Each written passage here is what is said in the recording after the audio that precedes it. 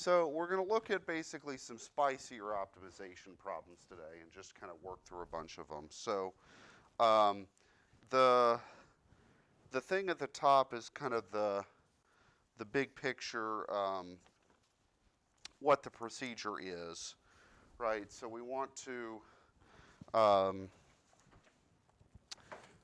read the problem, draw a picture probably, start to assign some variables to different quantities that are described in the problem,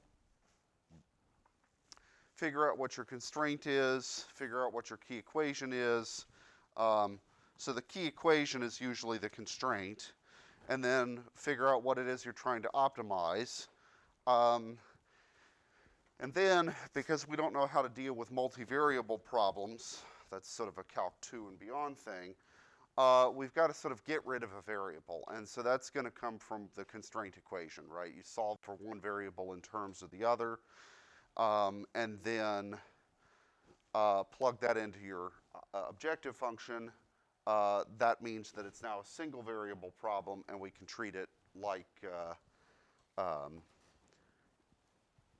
treat it as such, take the derivative, set it equal to 0, solve, etc. Okay, now the one step that often, well, kind of two things, that often get forgotten here is verifying that you've actually found a maximum or a minimum as you're supposed to, right? So so like last time when we were doing the fence problem, right, that how do we know that we actually found a maximum in that case? I mean, other than common sense. Yeah, we had to do either the first or second derivative test to make sure that the point or the solution that we found actually maximized the problem and didn't by dumb luck minimize it. Okay. Also, in the case of many of these problems, but not all, we are working on a closed interval, and so we do have to double check the endpoints because it does sometimes happen that an endpoint solution is actually better than one in the middle for story-ish problems, right? Like it does happen. So we have to look at that. Yeah, so make sure you do that. And then for something like Infinity or a problem of sorts, make sure you answer the question that's asked. So sometimes, like let's say that field problem, sometimes the thing would ask for what are the dimensions of the field. Other times it'll say what's the maximum area. Okay, now the difference between those is, well, that's pretty easy, right? If you know one of them, you know the other. But you just make sure you're answering the correct question. So, yeah. All right, so let's do a little bit of a spicier one. All right, so let's say that we've got an apple orchard. And by default, it's going to have 50 apple trees in it. And one apple tree produces 800 apples. I'm not sure if that's a reasonable number or not. I've only been to an apple orchard once in my life. They're kind of fun, actually. All right, so if we plant an extra apple tree, then each extra apple tree decreases the yield of all the other trees by 10 apples. Okay, so the question is, how many trees should we plant? Should we stick at 500, or is it better to plant more?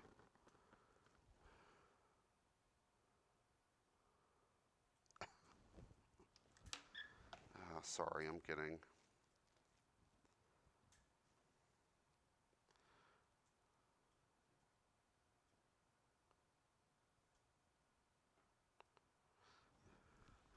My seniors are freaking out because the registration system's not letting them register because you don't have a contact number. And it's like, yeah, so go to the registrar. I'm busy. Okay, so where was I? So let's just kind of think about it. If we plant 51 trees, how many apples would be produced by each tree? 790. Okay, so what's 51 times 790? Well, yeah, it's a big number, but is it bigger than 50 times 800, excuse me? Is it? Well, let's find out. Yeah, I suck with arithmetic, so let's just pop open the old Mathematica or bust open your phones. All right, so 51 times 790 versus 50 times 800. Yeah, we get an extra 290 apples. Sorry, let me blow this up so it's easier to see. Extra 290 apples by doing 51 trees. Well, okay, maybe so if we keep this game up, at some point though, it's going to turn back around and adding a tree would actually decrease the number of apples on the total, okay? All right, so how do we want to approach this? Well, what's our constraint and what's our objective? Okay, so let's suppose X is the number of extra trees. Oh, yeah, sorry. Okay. So we already know that we're planning 50, right? That's sort of the bare minimum. And so we could call, excuse me, X just the number of the extra trees, okay? So then our objective would be the function, well, actually it's just f of x here. How many trees do we plant? We plant 50 plus x of them, okay? And then what's the yield per tree? Well, what's the yield if x is 0? So we don't plant any extra. 800, okay. And how much do we lose? Minus 10x, exactly, because each extra tree we plant loses us 10 apples from each tree. Okay, so that part maybe makes it more clear why I chose x to be the number of extra trees as opposed to just the number of trees, okay, because it made that second term easier. And in this case, what's our constraint?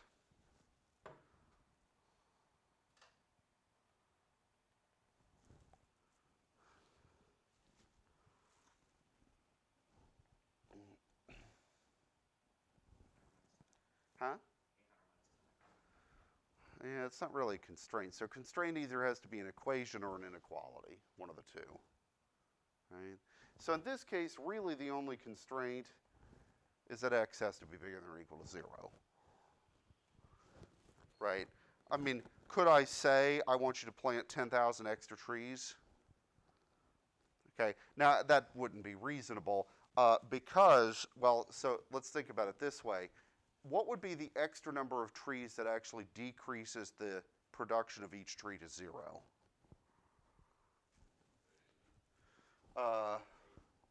8, right, because of the 10. Right, so if I plant 8 extra trees, then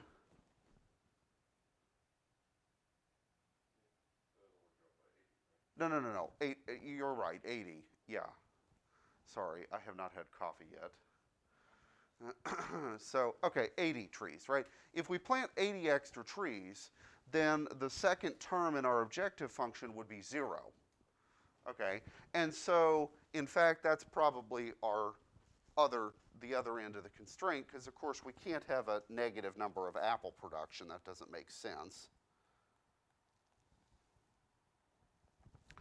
Okay, and we will have to check these two endpoints. So the latter one we just figured out. So what do you think happens if we plant 80 extra trees? We actually minimize the apple output because we don't get any apples. If we plant 0, we noticed we ended up with what, 40,000 apples? Okay, and the true optimum is probably going to be somewhere in the middle, but we'll figure that out. Okay, so in this case, there was only ever one single variable. right? We never had to solve for a second variable. It's kind of nice. But we do still need to do all the derivative stuff. So what's probably the good thing, the first thing to do with f of x? Yeah, let's FOIL it out. So what do we get? 40,000, okay, plus 800x minus 500x minus 10x squared. Okay, so 40,000 plus 300x minus 10x squared. Okay, Gucci?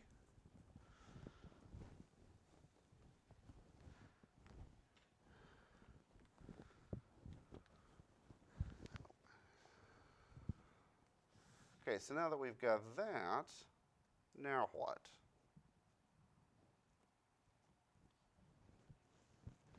Huh? Take 10. Oh, let's wait on that one step.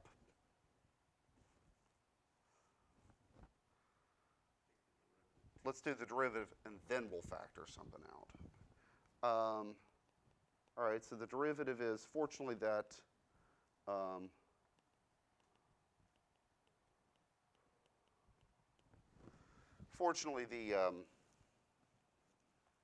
I guess I could have pulled out a 2 while I was at it. Right, so let's do 20, 15 minus x. Either way. Okay, so good? Yeah. All right, so now what do we want this to be equal to?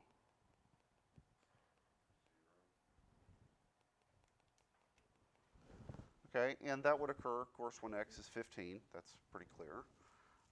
And so this is probably going to be how we'll optimize, but we need to double check. Okay, so how do I verify that 15 is in fact a local maximum and also while we're at it a global maximum? Okay, what are our choices? Yeah, first derivative test where we pick a number on either side, so we do like 14 and 16, right? And plug those into the first derivative to see that it's positive on one end and negative on the other. That meant we went through a max. What's the other option with the second derivative test? If we do the second derivative, what is the second derivative, by the way? Okay, and so actually I'd rather work with that because the second derivative is always negative regardless of what you plug in. Okay, so in this case the second derivative test is easier. Okay, so this fact means that 15 extra trees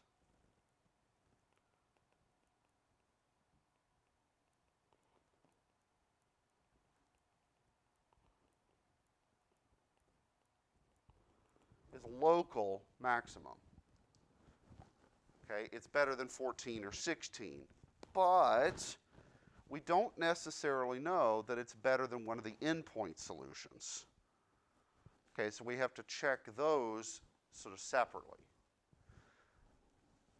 Okay, so the emphasis here is on the word local.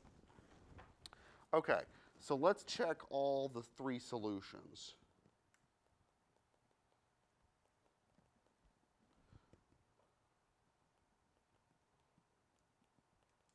Okay, so the 0 and the 80 were our 2 endpoint values. And not every problem is going to have endpoint values, right? It just sort of depends on the nature of it. And so what we need to do is plug all 3 of those into our objective function just to see which one's the biggest. Okay, now we already know what happens when we plug in 0 or 80 because we've done it. If we do 0 extra trees, well, let me write it this way.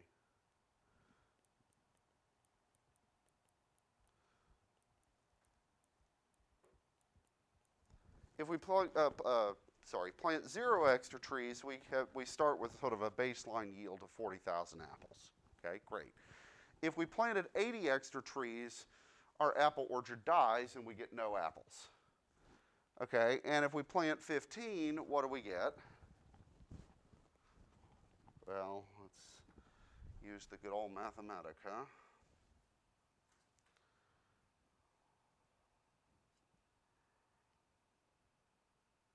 Where did it go? Oh, I must have closed it. All right, so what was our objective function? It was 50 plus x times 800 minus 10x. And we wanted to plug in, what was it, 15 to that? 42,250.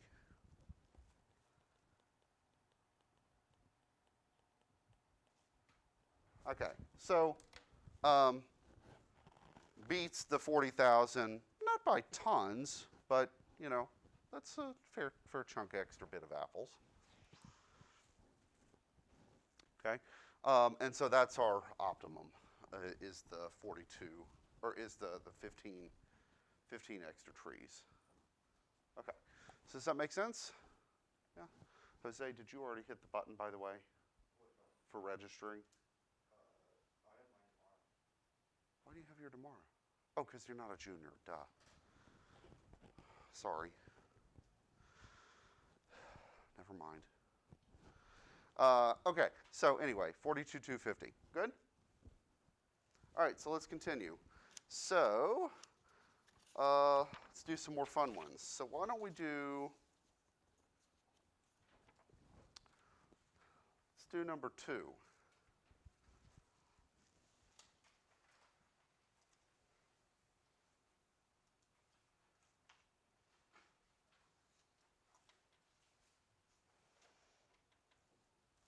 All right, so we're definitely going to have to draw a picture on this one. Okay, so there's a river that's 1 mile wide.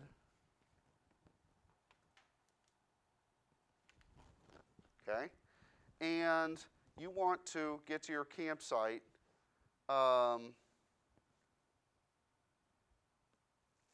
that's across the river. Okay, so here's sort of the story. You start here, and the campsite is here. Okay, so 1 mile across and 1 mile down from where you're currently at. All right, so what's the shortest distance between the 2 points? The straight line.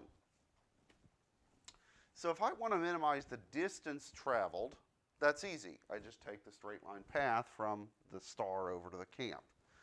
Okay, but what are we actually going to try to minimize here? Not the distance, but rather the time it takes to get there. Okay, and we have a river, so presumably you can swim at one speed and walk at a different speed. Okay, and so the question is, if we take the shortest distance path, which would be entirely swimming, okay, that's probably not actually faster than if we walk part of the way and swim the rest of the way. Okay, does that kind of make sense? Yeah? Okay, so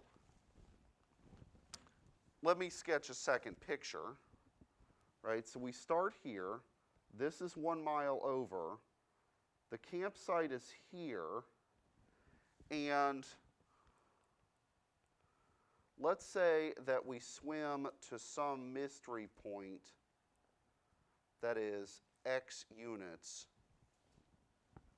away from the point directly across the river.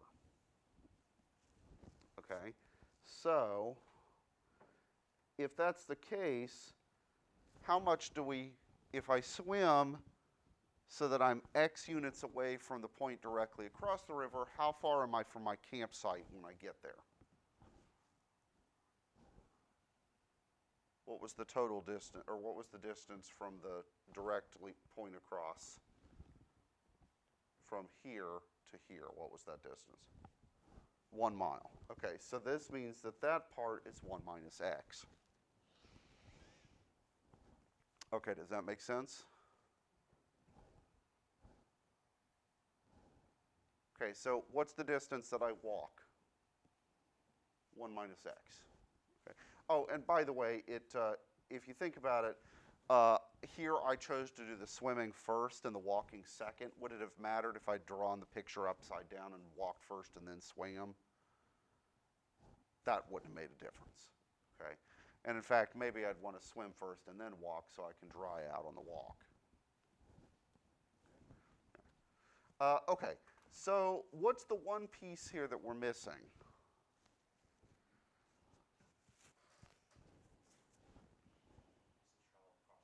Yeah, how far do I swim? Well, it's not 1 and it's not x, but rather, so this part is the segment that I'm swimming along. What is that distance? Right, if only we had an ancient Greek dude with a theorem. Okay, we do that. Okay, so let's just write this out. So walking distance is 1 minus x. Swimming distance is root 1 plus x squared.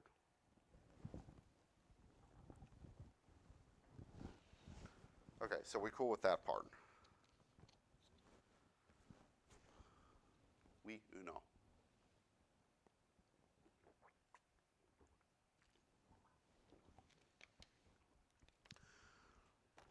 All right, those are the distances that we go. How much time does it take for each of them, though? Well, that depends on what? The speeds, right? Okay, so what's the walking speed?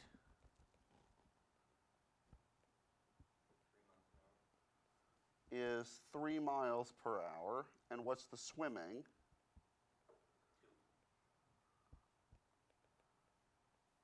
2. Okay, so 3 miles an hour, 2 miles an hour. All right, now, what do we really care about here? We care about the time.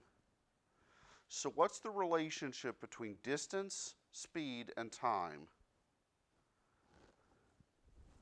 So we're really going back to like high school algebra where a train leaves Chicago at, right? What's the relationship between distance, rate, and time? Rate times time is distance? Yeah? Okay. Mr. Morey, we remember? Yes. Uh-huh. Do you have more gusto in like afternoon classes? Not really. Uh-huh. One can hope. Okay, so if distance is rate times time, we know distance and we know the rates. So what do we want? So what do we want to use? Time is distance over rate, exactly. Okay, so total time,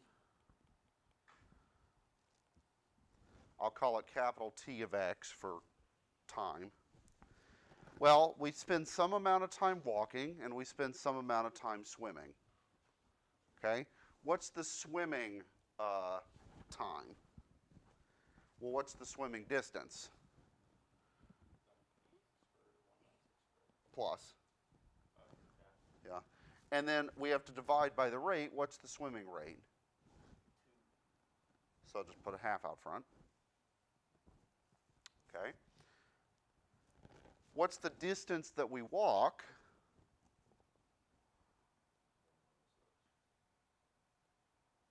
Okay. And what's the rate? 3. So we have that term. Okay.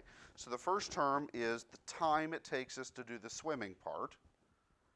Okay, the distance divided by the rate. And the second term is the time it takes us to do the walking part. Okay, the walking term is much cleaner because we don't have any square roots. Okay, so this one, are we ready to, well, okay, I guess one other question.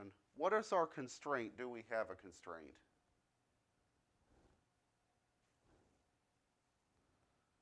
Okay, so the constraint would be something on x. Yeah, it's got to be greater than or equal to 0, and hence also less than or equal to 1. Right? Okay, because would it be kind of stupid to swim away from the campsite and then walk extra more than 1 mile? Right? I mean, you could do it, but is it a pretty good way to not minimize the total time? Yeah. Okay. Similarly, we could swim past the campsite and walk back. That's also probably not a good idea. Okay, so while strictly speaking, right, x could be anything, the only real reasonable values of x would be x between 0 and 1. Okay. Now, our endpoint solutions here would be x equals 0 would correspond to swimming directly across the river and then walking a mile. So a total distance traveled of 2 miles. Okay? X equals 1 would correspond to swimming directly to the campsite. What's the distance? Huh? Root 2 of a mile, okay, which is like 1.414, whatever, okay? So shorter distance, but because you swim at a slower rate, that may or may not be faster than swimming of just the full mile and then walking the rest of the way.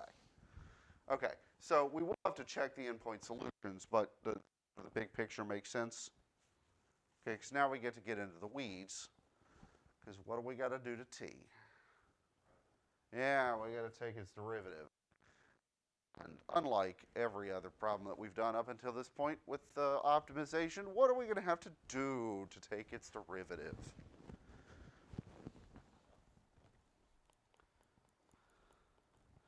Well, I'll take the quotient rule for, or not quotient rule, chain rule.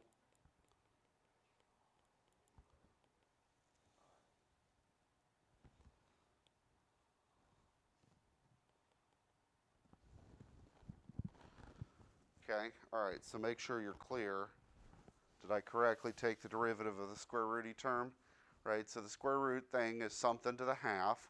So the half comes out front, but there was already half out front, so they buddy up to make a 1/4.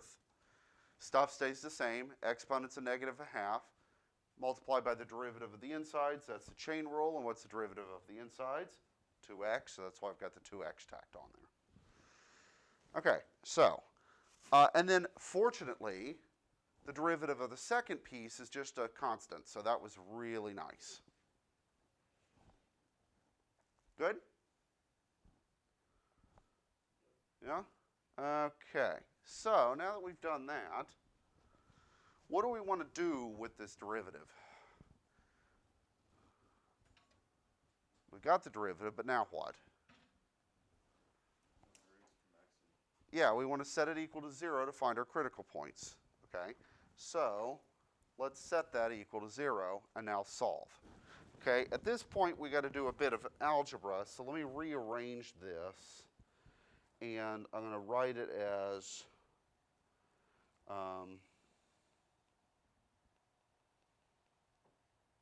that. Oh, and I forgot the x, sorry. Like so. Okay, this point we're in algebra territory, and this is definitely not the kind of algebra you want to have to do at 8:30 in the morning.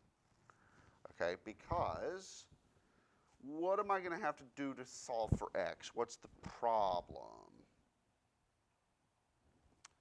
That pesky square root. How could I just make him go away?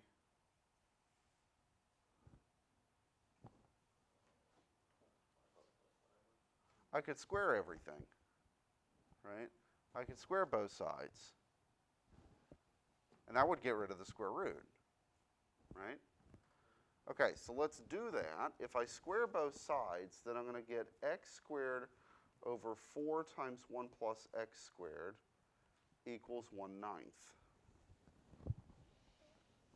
Okay, no more square roots. However, whenever you square both sides, something funny algebraically can happen. which is you introduce a solution that's actually a garbage solution. Okay, so when we get solutions to this, before we start doing first or second derivative tests, we got to think for a minute and make sure that they're not stupid. Like, for example, what happens if x equals -3 is a solution?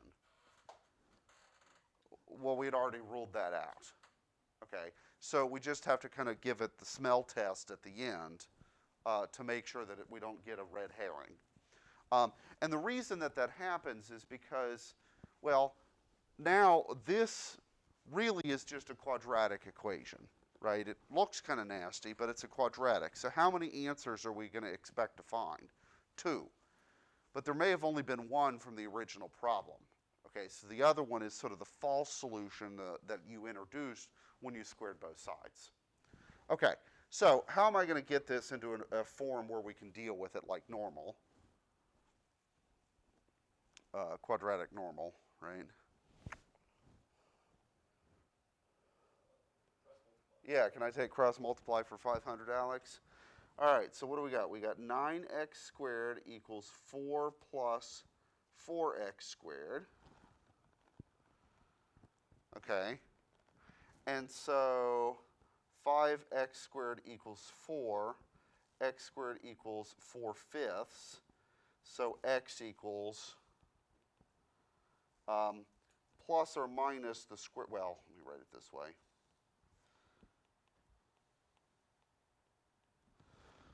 Plus or minus root 2 over 5, okay? Or, sorry, 2 over root 5. Okay, so what's the BS solution here? The negative one, okay? Algebraically, it's reasonable, but to the story, it's not. So we have to throw that one out. Okay, so we're really only going to worry about 2 over root 5. Okay, one other thing. How many of you guys were traumatized in high school and beaten into submission that you couldn't put square roots in denominators? Yeah, I don't know why high school teachers make such a big deal out of that. We don't care. They're just numbers. Okay, but if you really, really, really don't want it, what do? You multiply by this. And so you could write it that way if you want. Okay, I personally don't care, right, whether or not the radicals are in the top or the bottom. Okay, good? Okay, so that algebra turned out actually less painful than we perhaps might have expected it to, but sometimes things work out. So what are we going to do with this critical number now that we've got it?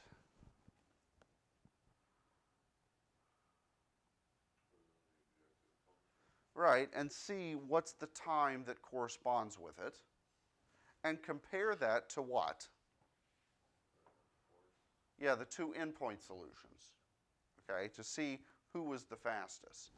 Okay, now, do we yet know if this x value that we found is a local maximum or a local minimum? We do not. It's probably a local minimum, but we don't know for certain. So, how do I determine if something is a local max or a local min? What are my 2 options? Yeah, first or second derivative test. So I would have to pick a number to the left of it and to the right of it and plug into the first derivative, or I have to take the second derivative and plug it in and check whether I get a plus or a minus. Well, looking at the first derivative, do you want to take the second? Probably not, okay? Because it was already kind of messy. If we do the second derivative here, we'll have to also use the quotient rule and the chain rule, and that'll get it kind of nasty. Okay, so probably don't go down that route. First derivative test, well, the problem there is, what is 2 over root 5 numerically?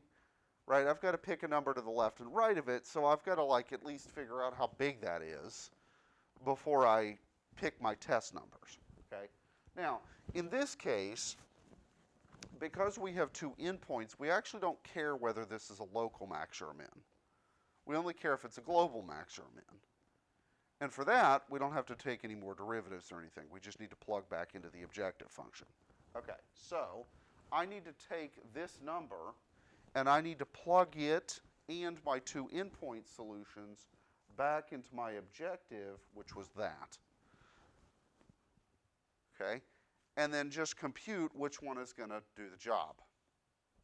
Okay, now for the sake of time, I'm going to Mathematica that part.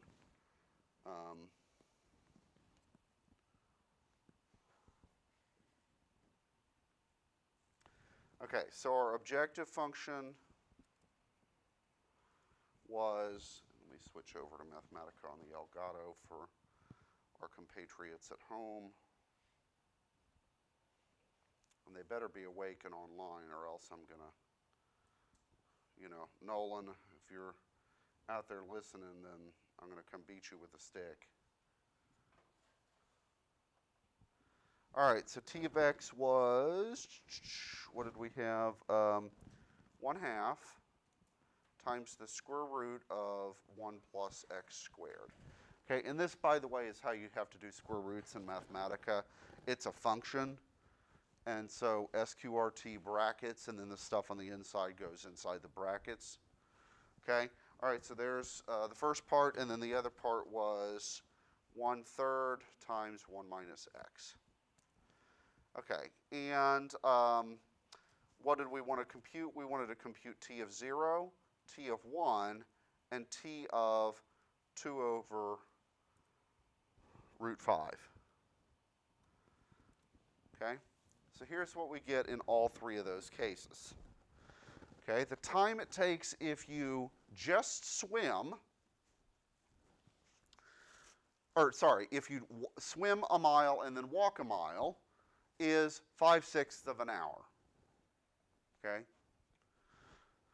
The time it takes if you just swim the whole way is 1 over root 2 hours. And the time it takes if you swim part way and then walk, as we found, is that horrible expression. How illuminating. Okay. Not really. Okay, because this is useless. I don't know how the heck big that last number is. Okay, so what's probably going to be helpful here?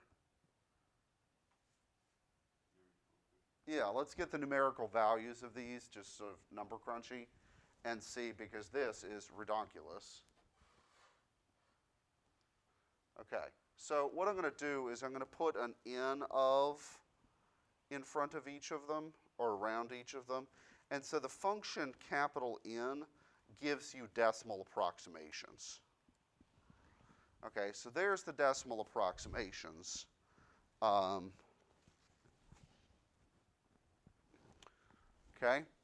all right, so that's in hours. Swimming a mile, then walking a mile would take us 0.83 of an hour. Swimming the whole way would take us 0.707. And swimming part way and then walking the rest would take us 0.706. So just barely beats it out. Okay, but it does. Okay. Now, while we're at it, why don't we actually graph what this function looks like on 0 to 1, just for funsies. So let's do plot t of x, x, and we know that 0 to 1 is the only reasonable values. Okay, so it's a little hard to see here, but what is the minimum? It's somewhere over there. Okay. And while we're at it, what is 2 over the square root of 5?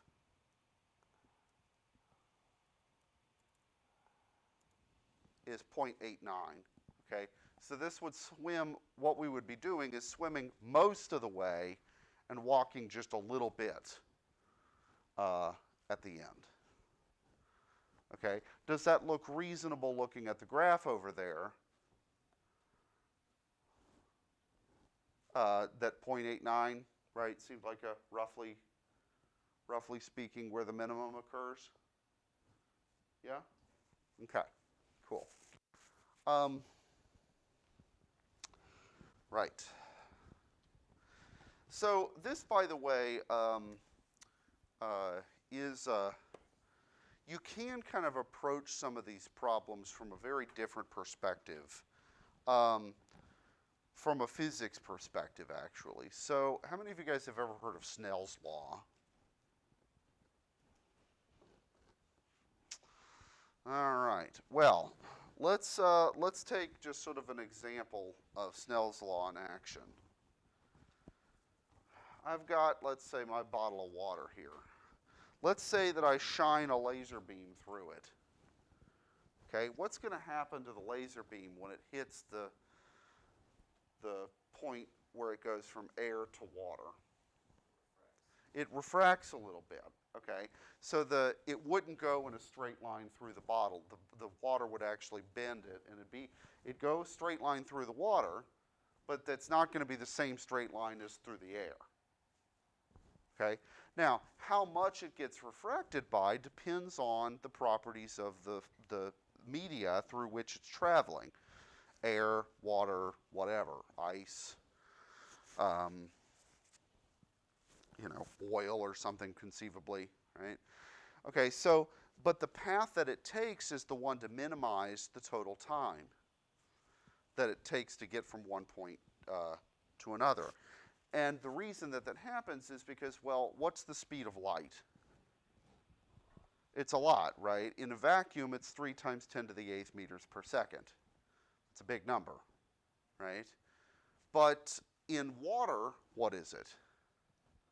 It's less than that, okay? By I think about a factor of 2, roughly. In fact, why don't we ask Siri? Hey Siri, what is this? Hey Siri. Dang it, come on Siri. Hey Siri, what's the speed of light in water? 1 sec. The speed of light in water is about 225 million meters per second. So 2.2 times 10 to the 8th. So that's like a 2/3 roughly from in vacuum. It's British, but no, they're not. They're very different sounds, right? No, because if I'm going to have a personal digital assistant, okay, so if there's anybody that works for Apple listening to this broadcast, right? Tim Cook, if you just decided to watch calculus this morning, Apple could just print money if they would sell voice packs for Siri, where you could change the voice to things. So, for example, imagine if they buddied up with Disney and got like Darth Vader voice pack that you could use for your Siri. That alone would print them billions of dollars. Okay. So anyway, they do give you the option to change male and female and different accents. I would pay good money if it were Mr. Carson from Downton Abbey, right? Yes, my lord, right? I would also pay good money for Gladys from Portal, complete with all of her sass. So, yeah, anyway. Or Cartman, right? I mean, just think about it, right? They could literally print money. Okay, what was I saying? Oh, Snell's law, right. So, you can kind of actually view sort of problems that are sort of like this, kind of Snell's law-y, and solve it that way. Okay, and if you look up what Snell's law is, it's actually about the angles of stuff, right? So kind of interesting. Now, I guess maybe just sort of one kind of cool thing: is it possible to go faster than the speed of light? Well, okay, yes and no. Is it possible to go faster than the speed of light in a vacuum? No, right? It's not. Yes, okay. Is it faster, or is it possible to go faster than the speed of light in water? Yes. Okay. So, this is your I'm going to open up Safari here, and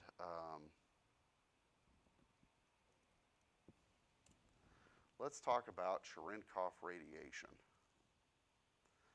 Okay, so in nuclear reactors, in spent fuel pools, decay particles from the radioactive stuff are coming out pretty fast, and they actually exceed the speed of light in water.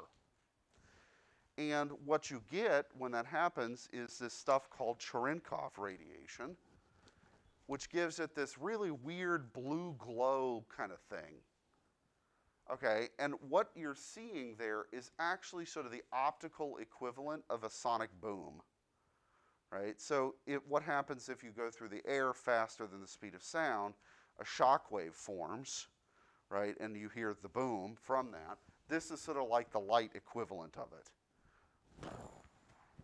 Yeah, so anyway. Huh? Yeah, it is lit, in fact. So anyway. Yeah. So, okay. So I think what's probably the best thing to do here is, why don't you guys, just sort of as an exercise, do 3, 4, and 5, and I'll write up and post the solutions to them at some point. Okay. Because I think at this point we're ready to pull off the training wheels, and you guys will learn this by doing it. Okay. So a couple of other quick things. What are we doing on Wednesday? Our celebration of learning. And what will the celebration of learning go up to? Yeah, basically what we did on Wednesday, which was the stuff about concavity and the second derivative test, that's the last thing on it. So I'm not going to put this optimization stuff on it. You guys need some practice time first. I do need to post a bunch more of the things to, well, basically unlock them on Infinity, some more exercises and stuff. Obviously, the Mathematica assignment will not be on the actual learning celebration. You'll do that separately, and I need to get that posted also. Okay, so my plan for this learning celebration is I'll only print the problems that you need to do, okay, so that I can save some trees here. Because Westfall kind of chopped down a few forests when he printed those. So, all right, well, I will see you guys Wednesday, if not sooner, and have a good rest of your Monday. De nada.